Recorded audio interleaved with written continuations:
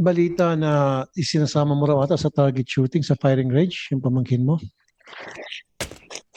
Sen, I only bring him once, You brought him just once. just once. Bakit? Anong reason? Ba't nyo siya dinala sa firing range para turuan na mag-firing? Anong dahilan? He usually told me that he wanted to be a police officer like me. He looked up on me. Yun po, he wanted to be a police officer and he was asking if I could bring him sa firing range. Halimbawa nga, after 3 months, nagpakita ng sobrang kabaitan itong bata. Alright? Napasa niya in flying colors na yung requirement na para siya i-treat na hindi na siya dangerous sa society. Is there a possibility na after 3 months, pag nagpakabait siya at sinabi ng mga social worker, child psychologist na okay nito, pakakawalan siya after 3 months after nag-murder siya ng isang victim? Lahat Just answer yes or no. Possible. it can happen, but it has never So happened. it can happen. It can. Theoretically, it can. Pero it has never happened in our history. Then let us not happen. Gawa tayo para na it will not happen. Ngayon pa lamang. So, paano po nakuha nung pamangkin nyo ba? Tama ba yung isang shooter Yes, Madam Chair. Yes po. Nash is my nephew. is your nephew? So, paano po nakuha ni Elias Nash yung baril nyo, yung Glock 17, na nakalagay, nasa kwarto nyo, pero nakalagay sa isang plastic container? Nash unlawfully entered my own house. It's not a room po. It's my own house. So, house. Yes po. He forcibly damaged my locker. It was locked. And my house was locked as well po, ma'am. Pero yung locker ay plastic locker. Plastic locker, and my firearm was inside a gun box. The locker was as well locked po. And I am only the one who had possession of the keys to my house, ma'am. So, nakapasok siya sa bahay kahit wala siyang susi. Yung plastic locker, standard ba na pang safekeep yon ng firearm? Plastic locker, hindi mas matibay na locker? Yung standard po is yung Vault. safety Bolt. vault, Oh, dapat but talaga. it was in good faith, ma'am, that I believe it was safe at that time, since I'm only the one staying in my own house. So, standard po pala, Sergeant Pasensya, na safety vault, hindi lang plastic locker. I appreciate good faith po, talaga. But, lalo na sa ating mga nagtatrabaho sa gobyerno, I think we need to observe the standards para nga po ma-anticipate at maiwasan yung mga worst case scenario tulad po nito. And lastly, before I turn over to Senator Raffy at this point for his follow-up question, paano po nabuksan ni Elias Nash yung gun box? Di ba ang gun box ba, ano bang material nun? Plastic din lang po ba o bakal po? It was plastic din po, ma'am. Standard po ba na yung gun box ay plastic lamang? Yes, ma'am. Okay. So standard po yung plastic na gun box, but standard din na kung nasa plastic na gun box ang isang baril, andun siya sa isang safety vault. Tama po. Salamat, Sergeant Pasensya. So at this point, Senator Raffy? Thank you, Madam Chair. Staff Sergeant Pasensya, tanong ko lang, paano nalaman nung inyong pamangkin na yung baril ninyo ay doon niya makukuha doon sa sabi mong naka-plastic na lalagyan?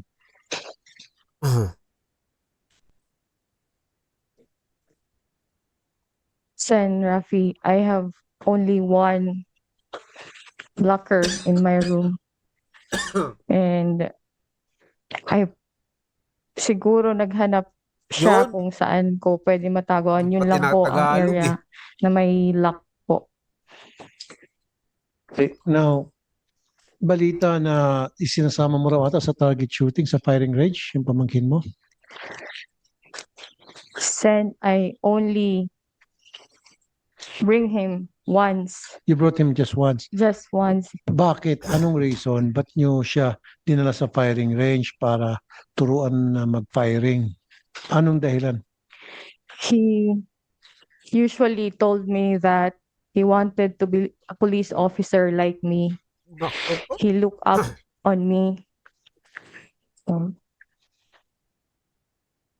Yun po, he wanted to be a police officer and he was asking if I could bring him sa firing range. Pero alam niyo po na hindi dapat dahil siya po ay minor, he's not supposed to be inside a firing range.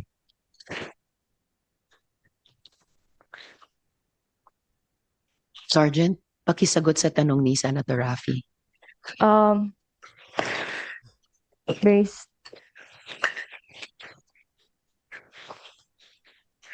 Wala po akong, I have no personal knowledge na may prohibition po. Staff Sergeant, excuse me, Senator Raffy, nanumpa po kayo kanina at kayo po ay kawani ng Philippine National Police, ang pangunahing law enforcement institution ng ating bansa. Pakisagot ng makatotohanan sa tanong ni Senator Raffy.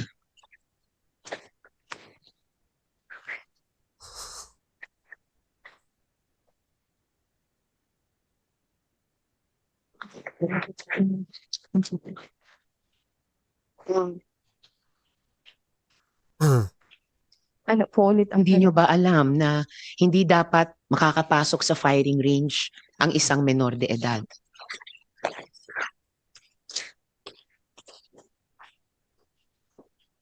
Hindi po. That's amazing, Senator Raffy. Any more questions for this resource person? Then doon kay General na lang. Anyway, before I end my questioning dito kay Staff Sergeant Pasensya, siguro there's lesson learned to be learned here na dapat tayo mga matatanda, responsible gun owner, so to speak, hindi natin expose sa mga minors na mga kamag-anak natin, kahit na tayo ay civilian man o police, yung nang pakita natin sa kanila yung mga baril. Much more, bringing them sa mga firing range para makita nila yung actual na pagputok ng baril hanggang sa matututo sila kung paano magpaputok ng baril. So, in other words, natuto siya kung paano magpaputok ng baril dahil nga po sinama mo siya sa firing range. Kung hindi mo siya sinama at hindi siya na-expose sa ganong klaseng environment, then things would have been different. Yan po yung ang point ko. Now, dito kay General, Senator Raffy, bago natin po iwan si Sergeant Pasensya, Opo. follow up po, Sergeant. Tama po ba na kayo yung tumatayong magulang ni Elias Nash? Madam Chair, hindi po ako ang tumatayong magulang ni Nash. I am his aunt, pero my parents po si Nash. And his father is my brother. Ang supervision ko po kay Nash are more on support and sa financial na aspect po. So may ilang, kumbaga, parental duties na kayo ang tumutupad para kay Elias Nash? In cases po na wala po talaga ang parents niya because they are members of 4Ps, wala po silang trabaho. And naaawa naman po ako sa bata, lalo na kapag humihingi na po ng pangbili ng ulam, gatas, kahit po sa education nila. Yun po yung support ko kay Nash. Pero si Nash po ba ay doon nakatira sa bahay ng kanyang magulang or siya po ay doon sa inyong bahay? Yes po, nakatira po siya sa kanyang mga magulang. Ako lang po ang nakatira sa sarili ko pong bahay. And lastly po at this point, kayo po, meron po ba kayong insight kung bakit ganyan ang ginawa ni Elias Nash nung araw niyon? May mga indications po ba? Kasi sabi nyo kanina, kayo rin po ay nag-a-advise kay Elias Nash. So, meron ba kayong napansin na parang maaring sabihin ngayon in hindsight, papunta dito sa ginawa niya? Yung napapansin ko po kay Nash is masyadong mahaba ang oras niya sa cellphone. Mm. He is introvert. More Ibig sabihin, kasama mo siya sa bahay kung ganun, kung nakikita mo na ganun. Kung nakikita mo na mahaba yung oras niya sa gadget, ibig sabihin, mahaba ang oras na magkasama kayo. Paano sasabihin mo na kasama siya ng magulang niya? Paano mo na-obserbahan yun? or most of the time hindi siya nakikipag-usap. Gusto lang niyang mapag-isa. He's always on his cellphone, Madam Chair. So iba po dun sa dating pagkakilala ni Jeric na kapatid ni Miss Janica na sinabi nila kanina na ang dating pagkakilala nila kay Elias Nash ay masayahin, palabiro, kaibigan pa nga niya, kaklase pa niya. Pero kayo ever since, ang Oh. pagkakilala niyo po kay Elias Nash ay itong introvert at iba pa? Yun po, before Nash was a different kid. Nung siguro nag-puberty na po siya, doon siya nag-start na magkaroon ng sarili niyang mundo. Alright, salamat Sergeant Pasensya. Please do stay on para sa iba pang mga tanong Yes malamang po. pati galing kay Senate President Gatchalian. Quick, Pero at ito po ay hindi po natin pinapawalang sala si Nash sa kanyang ginawa. This is also public awareness kung ano ang mga dapat na bantayan ng mga magulang at ng mga guro. Posibleng mga danger signs na maaring papunta na sa karahasan at pananakit sa ibang bata, ang isang bata. Kasi gusto nating malaman dito sa hearing kung may mga signals ba tayong na-miss. So, Madam back Chair. to Senator Raffy for Yung pagsama niya sa general. firing range ng kanyang pamangkin, wala palang batas na ipinagbabawal yon. In fact, may mga bata ngayon na nagsasali sa mga practical shooting competition with proper guidance. So siguro, binibigyan mo ng guidance, sinasabihan mo yung mga bata, sasama kita rito, pero ito yung mga limitations, ito yung pwede mong gawin at pwede hindi gawin. So yung pagsama mo dun sa pamangkin mo, wala kang violations doon dahil walang batas against it. Ngayon, matanong ko lang si General. General, curious lang ako, no? Anong ginawa nyo? Ano naging protocol nung once na, of course, yung pag-respond nyo ata, 3 minutes lang, which is okay na yon from the time na may tumawag. How was the offender, these child offenders, how were they processed? From the start na nakuha siya ng police up to sila ay nadala sa TSWD, and how long did it take? Yes, sir. Thank you.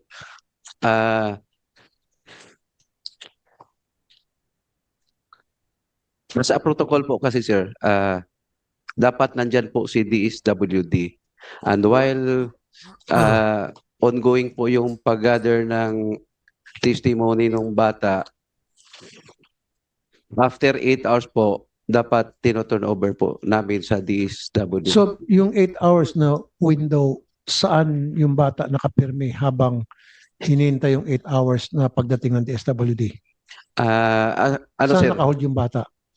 Yung Dito sa Yes, case yes. po natin sa dalawa po, sir, may request po yung DSWD na since wala pa silang facility, sir, gumawa po sila ng written request na kung pwede doon na lang muna sa Women's WCPD office po ng Police Station 1 para safe din po yung bata. Then closely monitored and supervised the DSWD personnel po. Madam Chair, gusto magsalita ni Secretary. Yes, Ma'am, Secretary Rex. Madam Chair, I just want to clarify, that's LSWDO, local, city. Hindi po kami. Hindi nyo kami nakausap during that.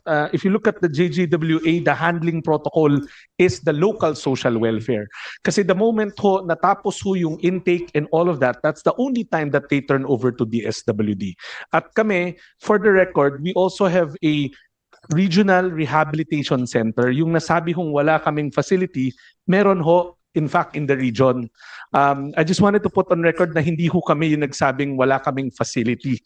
DSWD has a facility in the region. So dapat Salamat, Sec. Rex. thank you. Senator Raffy. So dapat, Secretary Gatchalian, sinasabi nyo, right after that incident, nung yung bata ay nakuha na ng mga pulis, dinala sa DSWD, as opposed to sa LSWD. The LSWD, the local ho, will be the first to do all the social case intake.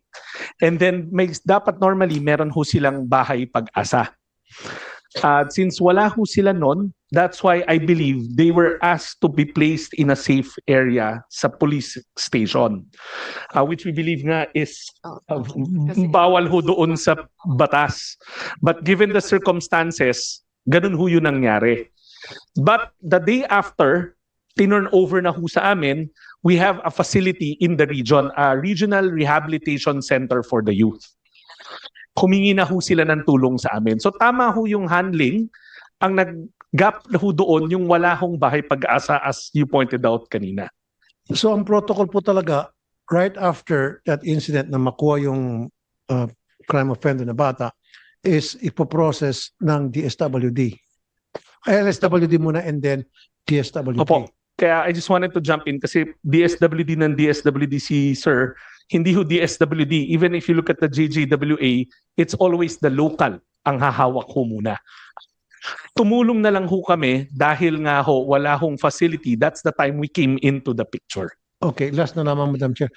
Okay, whether this is for the general or sa Secretary Gatchalian, kasi marami akong experience ito in the past sa programa ko, mga crime offender ng mga bata, ang ginagawa, binibigyan sa mga magulang kasi hindi pwedeng ikasuhan ng piskal, and then a few days later gumagawa naman ulit ng krimen, karumal-dumal, rape pa nga yung mga kaso. So while they are in custody, or baka may mga magagali ito, wag gamitin salitang custody, while they are being safely inaalagaan, okay, ano yung mga ginagawa ng mga authorities, alam ba, sa Women's and Children's Desk while they were there in the facility of the Women's and Children's Desk? What is being done? Anong ginagawa ng mga taga-Women's and Children's Desk doon sa mga CICL? So pwede sigurong sumagot si Police Brigadier General Portento, ma'am? Sige po. Sir, within that 8-hour period, the WCPD will process yung dalawang CICL po. Meaning, they will get the information of the CICL, ipapamedical din po, and we will be taking photographs, tsaka si 10 print cards. But this is ideally in the presence of a social worker or yung guardian or parents ng mga CICL, sir. Okay. And then once it's being it's turned over dun sa DSWD na, I mean sa LSWD muna and then DSWD, ano pong ginagawa ng DSWD? Mr. Chair,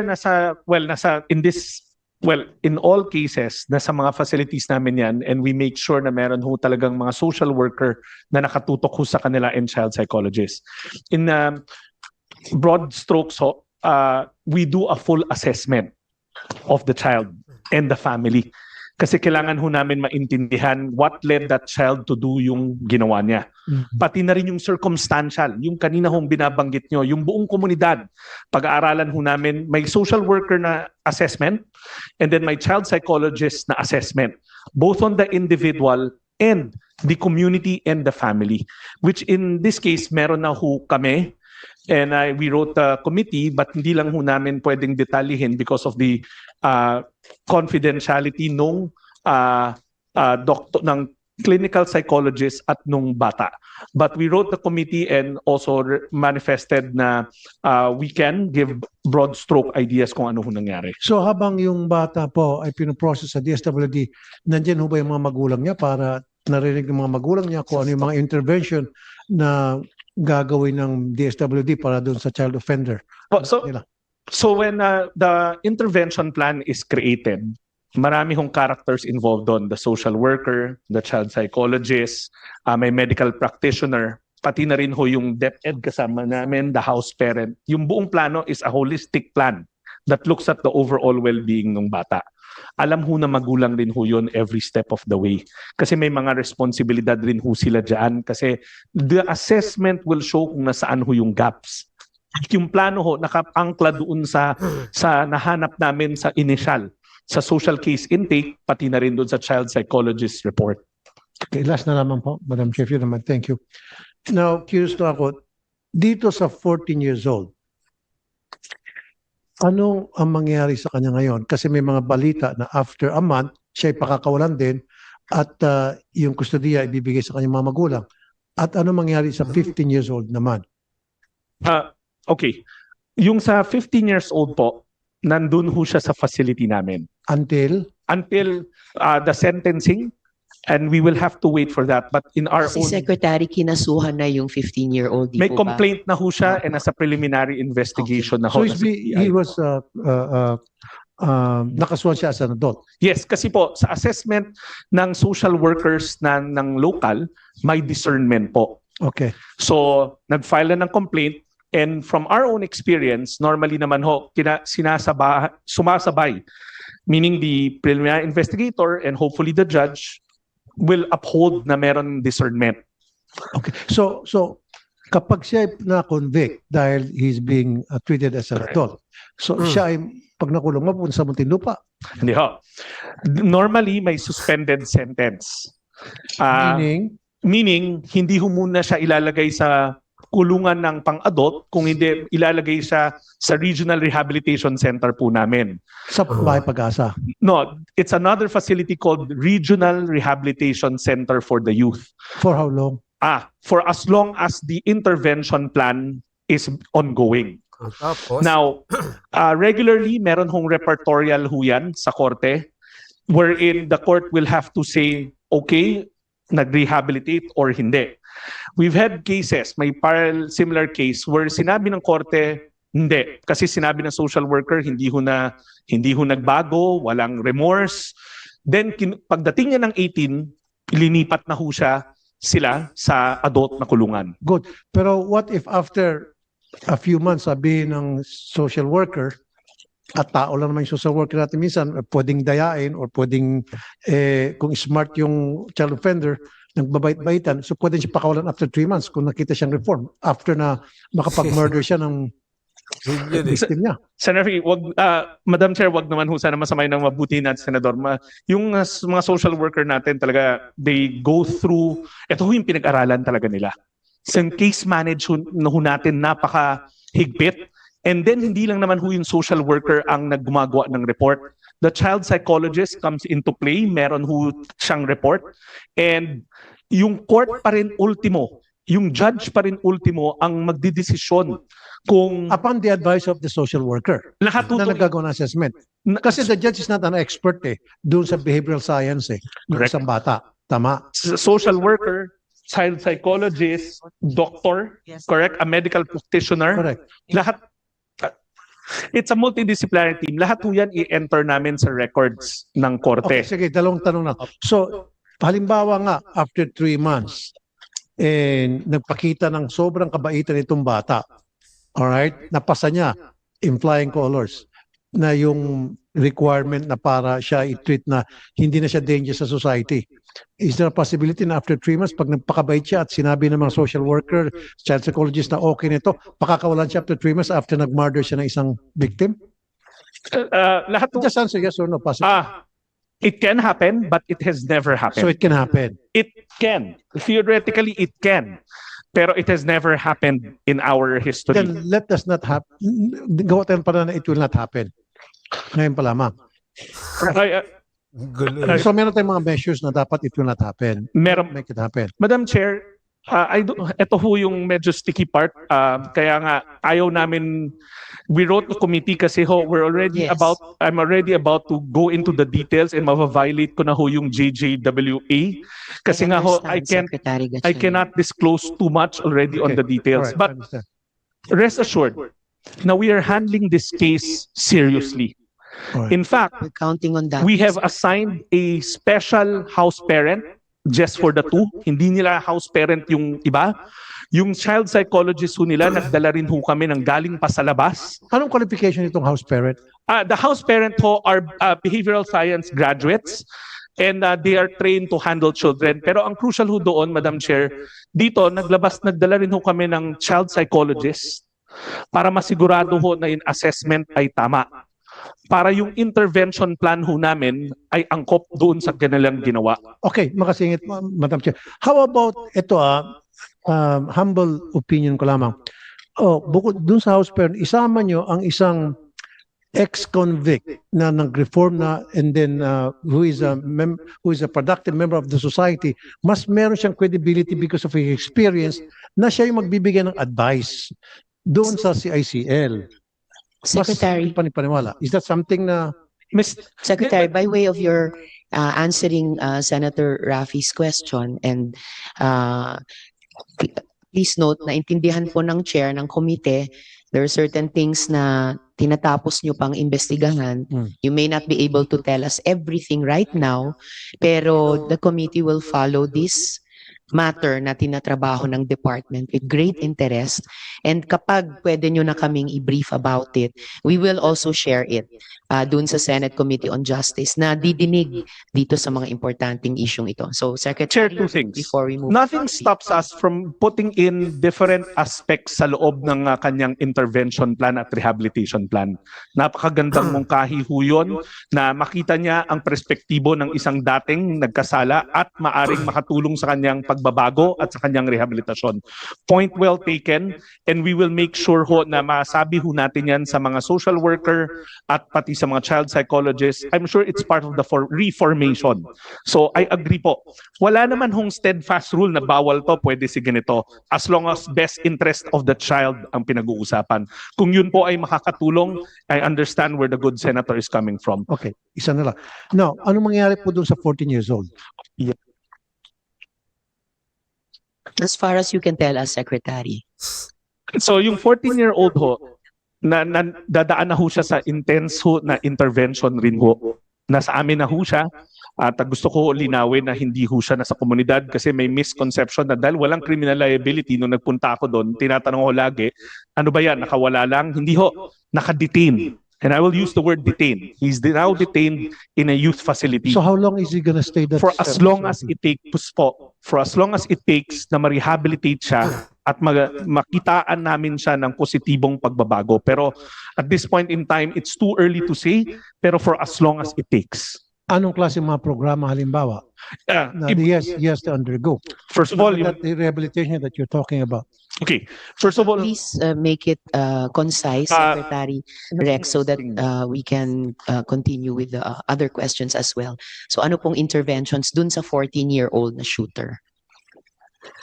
under management, psycho-emotional intervention, mental counseling, syempre ho, tuloy-tuloy pa rin ho yung edukasyon, hindi ho yun nawawala. Other medical and psychological interventions. So paano po yung mga nakatakas? Di ba meron mga insidente na tatakasan kayo? Madam Chair, let me clarify ho, hindi ho kasi kami ang nagpapatakbo ng mga bahay pag-asa. Sa RRCY namin, wala hong nakakatakas. Doon sa regional rehabilitation, yung kami nagpapatakbo. Kaya ho kanina I was making the case for nationalizing the operations of bahay pag-asas. Kasi napakahirap ho na i-maintain lang through regulatory. At saka, Secretary, baka para the department can go into greater detail dun sa tanong ni Senator Rafi. Pwede kaya, Sen. Rafi, ibigay niyo kina Sec. Rex yung na research na mga instances na nakatakas. Yes. And the department will please facilitate yung sagot ng mga bahay pag-asa na yun about those particular cases. Yes, gladly, Madam Chair. Salamat, Secretary. Kasi may mga Rex. insidente na, Madam Chair, in fact, nagkahiling na tayo dito ata sa minsan, na ilan na ang mga nakakatakas ng mga CICL. Well, of course, sabi mo, hindi yung facility na pinutap ng DSWD, kundi sa LGU. So, when that happened, ano yung next move? Ano yung intervention? Ano yung ginagawang aksyon ng national government tungkol dyan? Secretary Rex, if you could include that in your response in writing to the question Bakit of pinipigilan Senator mo? Rafi. We will, Madam Chair. Salamat po. Salamat, Senator Okay, Rafi. thank you. Thank you, Madam Thank you Chair. po. At yun na nga mga kababayan, hanggang dito na lang po ang ating video. Kung ano man po ang inyong opinion sa video ito, ay comment nyo lang po sa baba at ating pag-uusapan. Naway maging kabahagi pa tayong lahat tungo sa pagsulong at pagunlad ng ating pinakamamahal na bansang Pilipinas. Ingat po kayo palagi at maraming salamat.